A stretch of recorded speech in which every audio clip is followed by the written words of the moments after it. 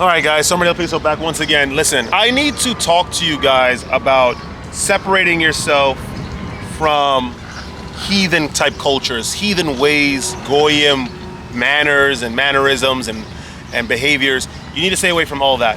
Now, the Bible says more specific. I'm going to go into one aspect, one specific aspect of, just to hone in on this video and talk to you guys about something coordinated. The Bible says, honor thy father and thy mother. Right, so that your days may be long upon the earth that the Lord has given you. And that's completely true. I think that, you need to, at the end of the day, no matter what happens, that bad blood between you and your parents, or how they treated you or how they didn't treat you, they are your parents at the end of the day, and you need to honor them. For sure, keep them in high esteem in your life. But at the end of the day, you do not have to, if they are heathen of heathen ways, if they are of goyim ways, you do not have to be around them. You will honor them, of course. Listen, you are of the bloodline of surname this. You are of the bloodline of surname that. And those are important things. But if your parents are heathen, like if they're goyim, you don't have to hang around them. You can constantly respect them. You honor them. But you understand also that your paths are just not aligned. I'm not trying to chat with my family at all, or friends. Because of a lot of the things that I've realized. I know that from a young age, I've always been different, like super different. I'm telling you, it's not like, I used to perform anatomical studies on cockroaches or whatnot, or monarch butterflies. No, I was not that intricate, right? I wasn't on like some Benjamin Franklin, Isaac Newton, Leonardo da Vinci type stuff. But I did have a lot of energy, a lot of spiritual energy. Every time I came, and of course I was younger and it was more unbridled, uncontrolled. And so every time I would enter a room, there were things that would happen, like strange behaviors from adults, strange behaviors from children. I would feel a lot of the energies in the room, and I think a lot of people call these types of people empaths or super empaths or some things like that. But I was very, very hypersensitive to my environment, and I understood a lot of what was going on around me on an energetic level. Of course, like I said before, a little earlier, that my energy was very, very unbridled. It was very uncontrolled, and so I got into a lot of trouble with the mismanagement of my sexual energy, of my spiritual energy, which is one and the same, by the way. I used to be very, very misbehaved. I got kicked out of a lot of private schools. I got kicked out of a lot of jobs. I got removed from a lot of jobs. I didn't understand any of this at all. I believed that how I was everyone was like this. I started to get into spiritual truths and understanding around 2012. I had an old best friend, and I created a number system. This is before I understood numerology, and I researched numerology. I naturally created a number system. I realized that everything in the world existed in a quantity. I didn't go to this qualitative nature of how durable something is or what that meant. I knew that everything had a numerical quality, and I realized that perhaps with that being said, there are some numbers that are important than other numbers, and so I attributed specific meanings to specific numbers. And around that time that I came into that spiritual understanding, 13 was that number that I always came to. Like, it was always the number that I saw everywhere. I did research on the number 13. This is around the time of Kingdom Hearts 2. And so I thought it was interesting that they had an organization 13. Bleach, I was watching Bleach. They had Gote 13. Jesus had 12 disciples, and he was the 13th person. 12 zodiacs, right?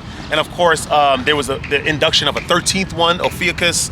And I thought there was like all of these esoteric things surrounding the number 13 that was happening to me. And then the more I got into it when I was younger, I started to see this literally everywhere. There was like numbers on buses, numbers on cabs, numbers of train cars, numbers of theater seats. A lot of the things that I was dealing with always equal 13. And so I thought this was a very, very interesting revelation. I realized at the time too that I'm not even a Taylor Swift fan. I don't know any of her music. But then I realized that she was having the same symptoms as well. Like, there was a time when she started to see 13 everywhere. She even, I think, put M on her hand because M is the 13th letter of the alphabet. I thought this was kind of crazy because I've never had anything parallel to that kind of experience before this experience. And so I tried to talk to my friends about it, and they always ignored me. They never gave me feedback. They just said, I think you're looking too much into it. Don't pay attention to it too much. And I was like, is that all? Like, they never, every time I spoke about this, I would give like a whole like summary, a whole explanation of what I was seeing, what I thought they meant, what it could mean, what are the historical references of these, and they all ignored me. I came to my family too.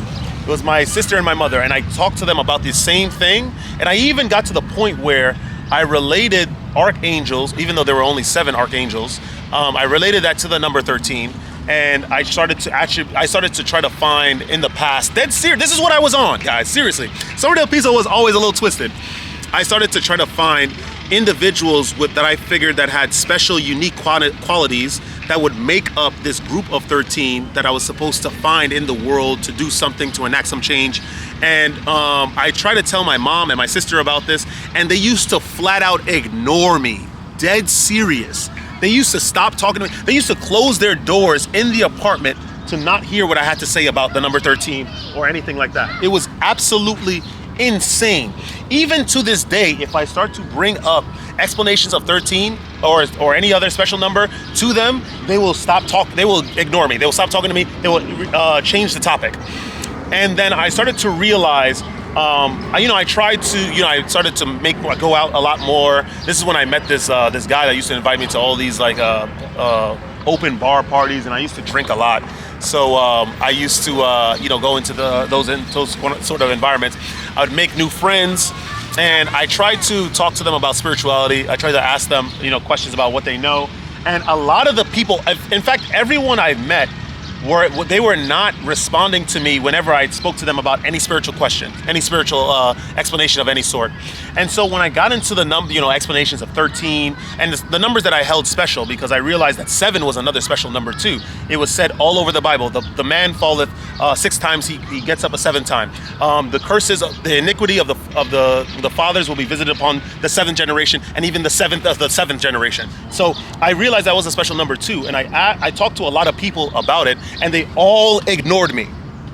And it made me realize, that put me through like this sort of personal spiritual turmoil as well, or mental turmoil, because I realized that either there's something crazy going on where no one wants to ever just elaborate on these numbers.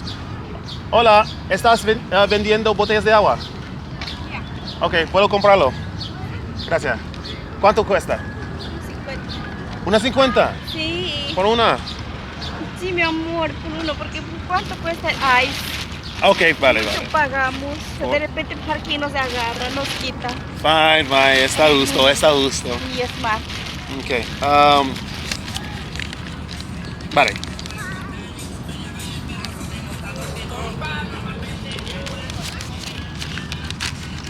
Gracias, señorita. Ten un buen día. You see? So cold. Qué frío, gracias. Ajá. Me alegro. Gracias. Gracias a usted. Ciao. Bye. I had to get my bottle of water, y'all. So anyway, that's what I'm saying. So it seemed like the world was in some mass hypnosis about not being able to speak about special numbers, 7 or 13. And it made me realize it was the beginning of my insertion or sort of deep dive into spirituality and who I really was. Truly, right? We're gonna get deeper into this. And it made me, this is why I'm gonna, don't worry, it's a long roundabout explanation as to why right now I am not speaking, or I'm not excited about talking to anybody.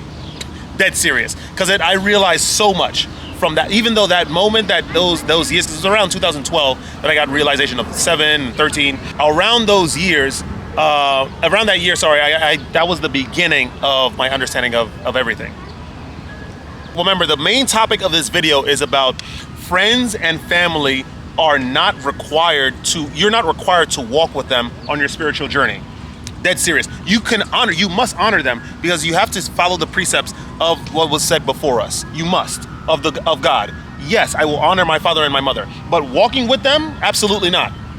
Because I know there's something clandestine going on. I know there's something secret going on. And if they're not going to disclose it to me, why do I need to be around someone that's not being completely honest? I'm gone. We're going to keep living our life. So that's the beginning. I lost a lot of friends and my relationship with my family changed irrevocably during that time. And I didn't really understand it. I kept, then I started getting into a lot of trouble because I didn't understand really what was going on. I thought it was very, very strange that people acted very weird whenever I would bring up these numbers. Although a lot of people, at least I don't think the mind was playing tricks on me, but at least around 2012, a lot of people spoke in numeric codes, as if, like, you know, they would say, oh, I have to go 8 blocks and then pick up 5 things, or my dog is like 6 or 7 years old, and all this stuff, and they're making all this allusions to the number 13. And I thought it was very, very weird, because if I would speak to them directly about these numbers, they would pretend that, they don't know what I'm talking about. And this is like everyone. It was very weird, very, very strange. And this happened for a long time, because I was getting psyched out, because I realized that I've entered a time period in my life where I'm not able to speak to anyone about what I was spiritually going through, what I was mentally going through. And even though I would like to try to discuss these numbers, discuss anything spiritual, anything religious, they would outright refuse to talk about it or ignore me. It was crazy, family included. And so I started to develop very strangely. It was like, yeah, we could talk. It was weird being able to speak about everything else under the sun, like rising rent prices in Prospect Heights and the Upper East Side, all this kind of stuff. But we can't talk about like what was really ailing me, what was really important to me. You know, it was very, very strange. And so I felt like from 2012, I had like this weird false relationship with my family and friends, right? So I should have cut them off then and there, but I didn't, because I wasn't really understanding what was going on. And I didn't think at the end that maybe they actually don't know anything about the numbers, and they just don't, it's not like they are refusing to talk about it. They just shut their bedroom doors because maybe I was just speaking too much about it, right? So then fast forward, a lot of things happened last year. I was living my life for a very, very long time. I was obviously working. I did the college and everything. I did everything that you were supposed to do. I did travel. I learned another language. You guys know, I could speak Spanish. You just saw me with the goddamn señorita. I was living life. I was expanding the right way. Trying to get new forms of work. Wasn't really successful in getting a lot of the positions that I would really have liked. But I got into work nonetheless, so it's fine. I count my lucky stars, or I actually attribute to God, because God really guides everything. I got into the situation with this girl, and this girl was very interesting, because I've had a lot of experiences with women. I'm gonna be honest. Let's just call it what it is. But it was this one in particular really affected me on a level I really cannot explain. I kept trying to figure out why it was that I was staying around for so long. Why is it that I accepted a lot of this behavior? Why is it that I waited so long for a lot of things with her? And it's just, the realization was this. There's a lot of, and then after the situation, I'm going to explain everything, and I'm going to go back to that. The realization was, after I walked away from her, I came to a very, very powerful door of metamorphosis. I entered this shadow space almost. I tried to explain to myself why she was such a strong catalyst to this growth, this evolution. What moves do I need to make in order to evolve even further, right, to my level of understanding? But I didn't need to ask or answer those questions, because they were answered automatically. What happened with her is that I stayed around as long as I did because I was looking for answers outside of myself. I was looking to be defined by something outside of myself, instead of me tapping into the myriad answers that I have about various things in the world already and using that for that particular situation. What I realized also about her, which is reflective in the multitude of people in the world, is that a lot of you guys, I don't mind if you call this schizophrenic, but I'm going to tell you this. You're going to realize when you're far on your semen retention journey, and even beyond that, if you're like one of those individuals that have an excess amount of spiritual and vital energy, you're going to realize that the multitude of the people in the world, the majority of them, don't have energy. They don't. They have energy to some degree, where they perform simple functions like, desiring to have a family, working and having a really good car to show off to other people that are doing the same thing. But they don't have energy insofar that they ponder about the meaning of things. Like, they go deep into the meaning of things. They quantify the objects in life. They try to understand what it is that religion is actually saying to the individuals and what religion is actually explaining to people. They don't go deep as to find, to integrate bad experiences and negative experiences that happen to them. They become transformed negatively by their negative experiences, and they perpetuate that evil into the world unknowingly. This is what the majority of people do. And I realize that people that have an excess amount of energy, because energy is essentially light, like the light from the sunlight, that's energy, right? It's a direct line from the sun to give us life. It provides plants with chlorophyll. It provides us with vitamin D, everything. And we have that same level of energy, some of us, very, very few of us. And for the multitude that don't have this energy, they unknowingly and unconsciously seek it out to keep for themselves. Solomon said in Proverbs that the adulteress hunts for the precious life. And the reason why that's a very, very powerful line is because you don't really understand it. You don't. You just, Solomon is just talking, right? But really what that is, the precious life is the precious energy that is reserved when you are celibate as a man. I'm telling you what that is. That's why semen retention is such a powerful practice, because it produces light in the body. You need to understand that light and energy is hunted after in the world. I love people. I will still go into the midst of a crowd anywhere in the world and be calm and lack anxiety. I really don't mind, right? But I do carry with me these truths that my energy is always coveted, is always hunted after. And what I realized is that my family and friends, or the people that were so-called my family and friends, only remained around me to have access to my energy without giving anything in return. A non-reciprocative relationship. And everyone in my life always did that, which is why I really have separated myself from everyone. Don't get me wrong, we still getting fly. We're still going to, getting the Golden Goose, going to Calvin Klein and getting some nice stuff. Because that's what it's always good to look nice. You have to. And I play a role wherever I go when it comes to work or when it comes to a social setting. But ever since that experience, I have a lot of trepidation with giving people my energy at all. I don't want anyone around me. Seriously. I just don't want anyone chatting with me for too long, because unknowingly they seek this light. Unknowingly they try to steal it from you. And it's not draining for you per se, because you have an excess amount of energy and you've always been doing this. A lot of people, I'm sure there's some people that have that same experience, and I guess maybe you're feeling like I'm speaking to you directly, and you feel like it's okay, you're just giving it out and it's fine.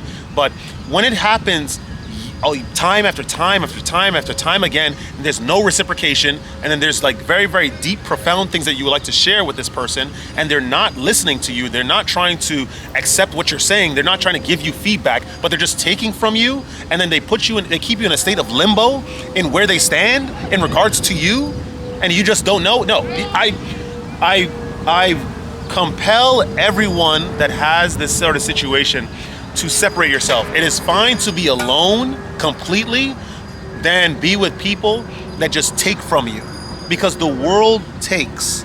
It's a beautiful place. It is God's creation, and I appreciate the symbiosis of the birds and the sky, the wind current and the birds' wings, and the how plants sort of respond to the sunlight and the rains above. I love the symbiosis of it all. I love the lands. I love the feeling that I got when I went to Serbia for the first time, when I went to Colombia for the first time, when I went to Spain for the first time, where you feel something from the land that's a visceral feeling, And I appreciate God's creation, I do. But I just know that a lot of people in my life have always hunted for my energy. They have always tried to take it away from me without giving anything back. And this is a year from here on out where I'm not going to be complicit in giving that stuff anymore.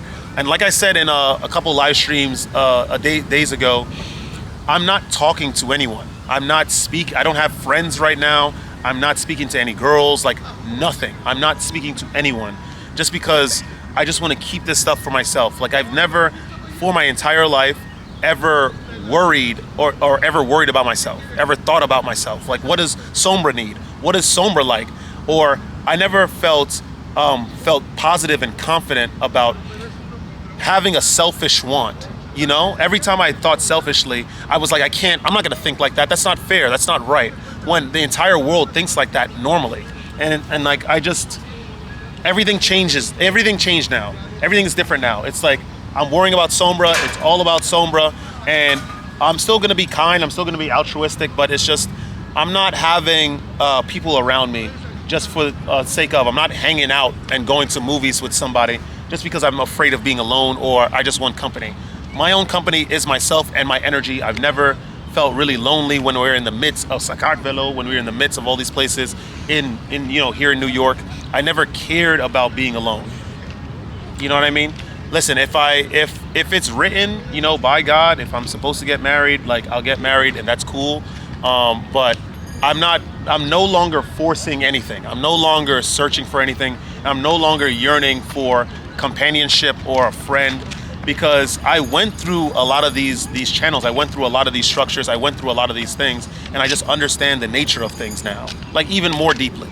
I understood it then, but it's just that now it's just I've taken a lot of what I've learned before into grave acceptance. The people of the world, they're beautiful people, but they unknowingly try to hunt light, and they take it from you without reciprocation. And so now it's just Sombra. It's just Sombra del Piso. Seriously. And I don't think that's going to change anytime soon. So we'll see. And how that ties into the topic of the video is that friends and family most likely have not gone through a lot of the rites of passages that a lot of these us special individuals have gone through, like people that have that excess energy. Family members, they do what they know to do. They think how they know to think. You have to trust in God's way, in the way that He delivers the impetuses of character to go through evolution, to ascend, right? You have to trust in that way for individuals. You also have to trust on the other side that a lot of individuals see these impetuses, but they remain in stagnancy. And you have to accept that. That's the way they are, and that's what they've chosen. That's fine. That's okay. They could keep making that choice. It is not an obligation for you to be around individuals that are of that mindset, that is of that level of consciousness, right? New Testament, God said, it is silly to don't cast your pearls in front of swine, lest they trample them and you under their feet.